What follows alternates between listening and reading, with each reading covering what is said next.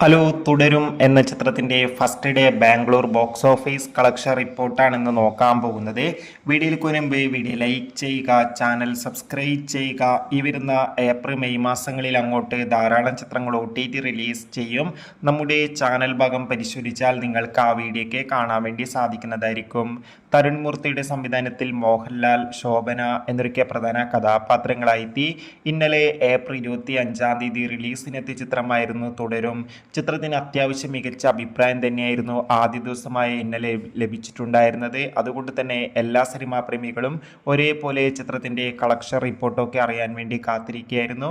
Finally ചിത്രത്തിന്റെ first day Bangalore box office collection റിപ്പോർട്ടൊക്കെ ആരാധകർക്ക് മുന്നിൽ പുറത്തുവന്നിരിക്കുകയായിരുന്നു.